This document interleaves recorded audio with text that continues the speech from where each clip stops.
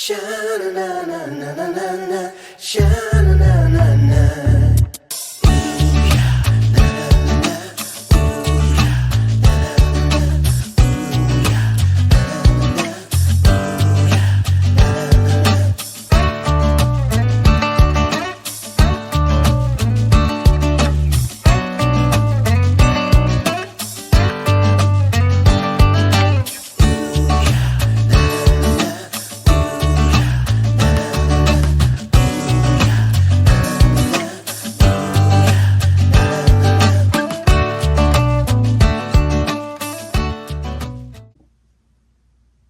Hey, welcome back. It has been a while since I have recorded a tutorial and it feels good to be back. This is Laura with Jot and Tittle Vintage Typewriters.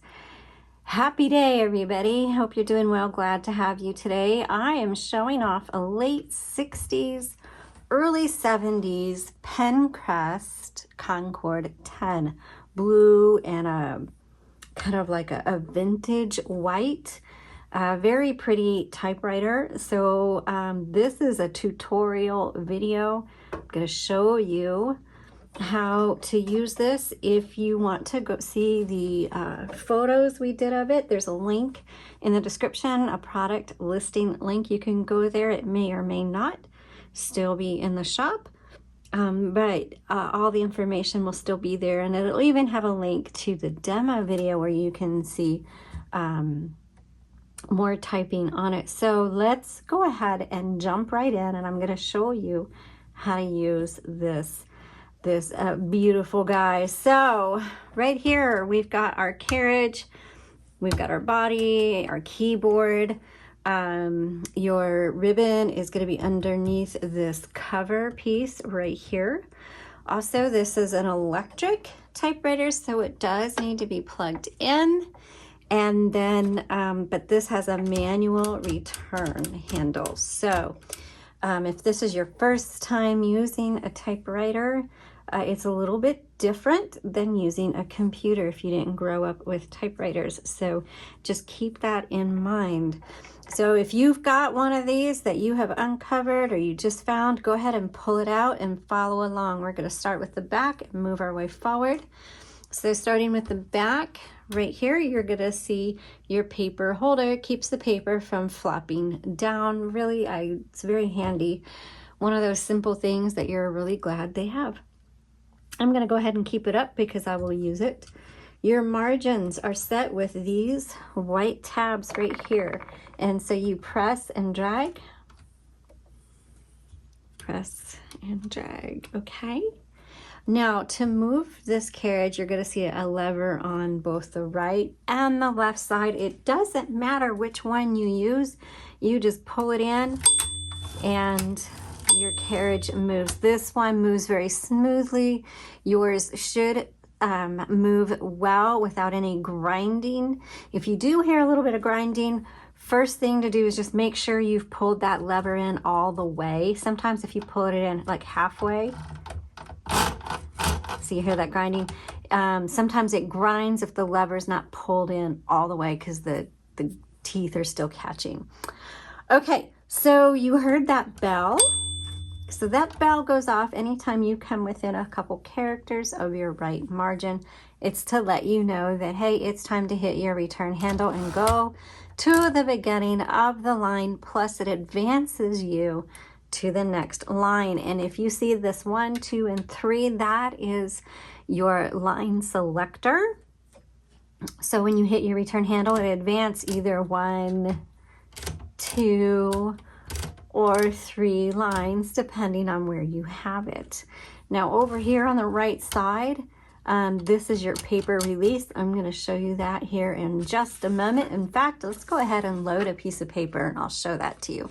So paper, you can use just regular printer paper.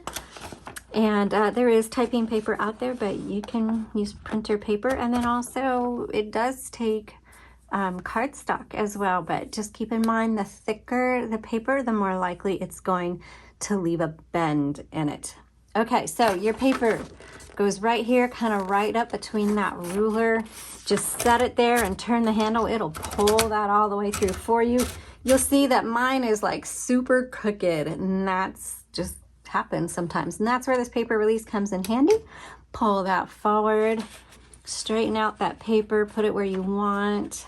Make sure you re-engage. Mine's still crooked. Let's try that again. Okay, make sure you re-engage and that this bar is on top of the paper. When you load that paper, make sure it goes underneath that bar. See, this holds that taut against the roller. So this is your roller that's underneath. It's also called the platen, or some people say platen, tomato, potato, however you want to say that. Okay, roller handles right here. And you will notice that the handles look a little different. On the left side, this one sticks out further than the right side, and that's because there is a button right here. And what is that button for? Well, glad you asked. When you turn your handle, can you hear it click? Okay, so that's clicking every half of a line. And sometimes you are like, I want it to go in between the clicks. Haha, that's what this button is for. Press that in there. You can kind of do variable adjusting, put it right where you want, release, voila. Okay, so now we're gonna move this carriage to the left before we open up the top. And that is because we don't want this lovely lever to scratch our lovely cover. So now we're going to take the cover off so we can take a look at our type keys and our ribbon. And so I grab it right here in the middle, just pull, pops right off. In here you'll see the ribbon. Now this typewriter takes a universal ribbon. They are easy to find. You can find these on our website at jotandtittletypewriters.com. And we have a couple of options. We have just a budget, an economical option. That's 20 feet of ribbon, comes on a plastic spool. It's pre-packaged.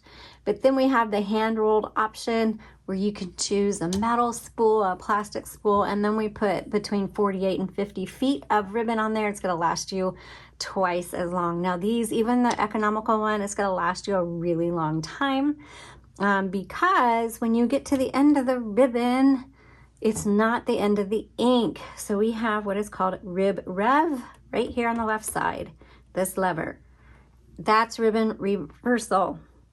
So you're going along, you get to the end, flip that, and now your ribbon goes, the other direction.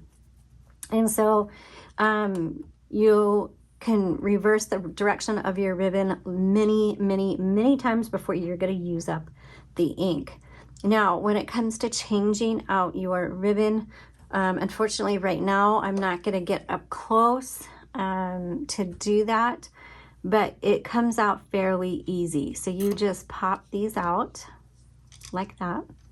You just pop the new ones in, make sure it gets in all the way, and then thread the ribbon between all the guide wires. There's a guide wire here, and then you've got your middle section. And I've taken an up-close photo of this middle section so that you can kind of help guide you to thread your ribbon. Now remember, black is on top, red is on bottom. Each typewriter threads a little bit different, and so that's why there isn't a standard manual for loading ribbon.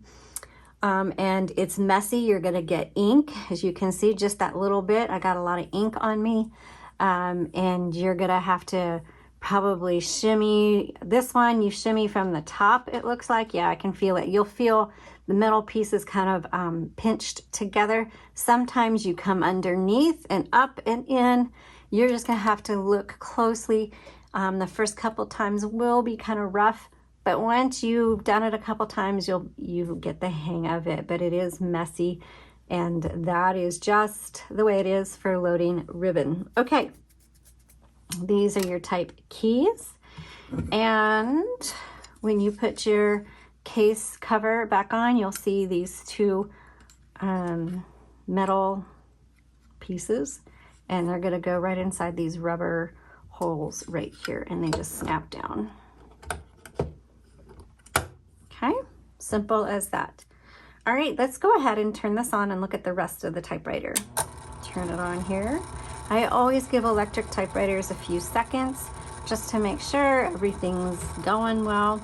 Also, especially with electrics, I highly recommend getting a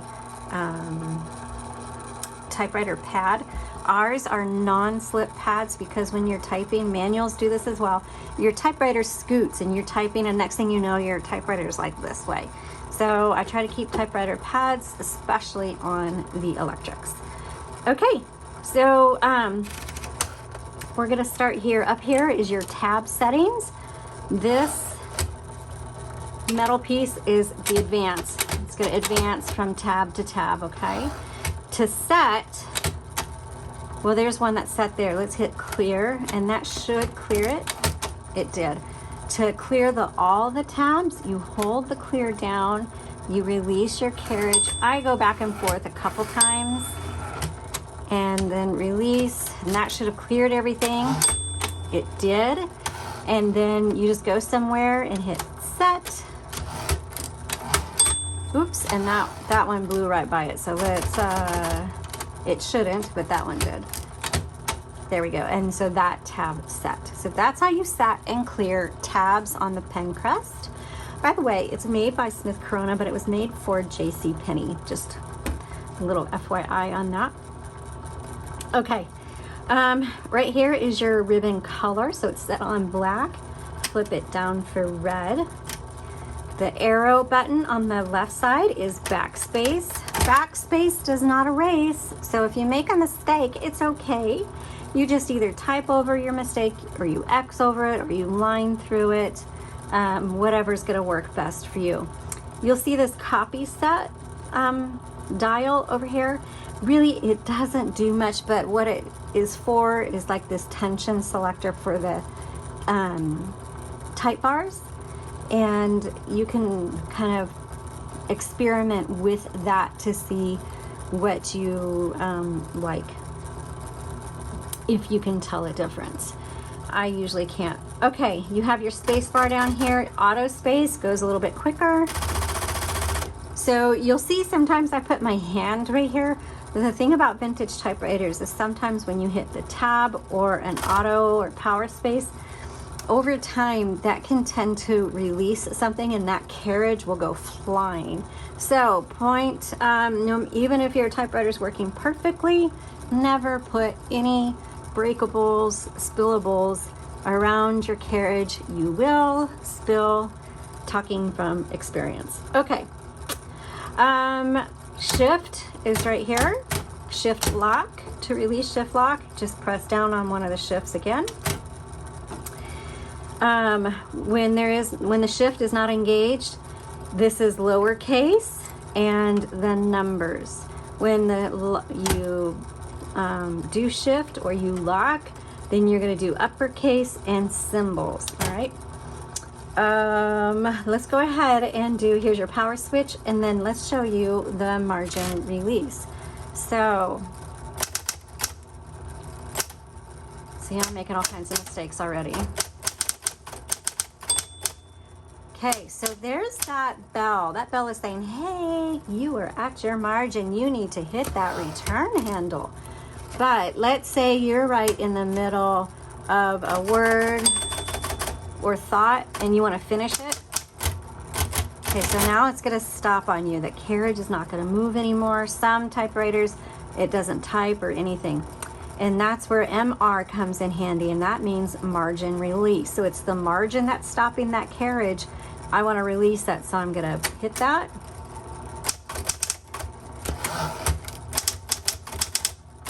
And that is how that works.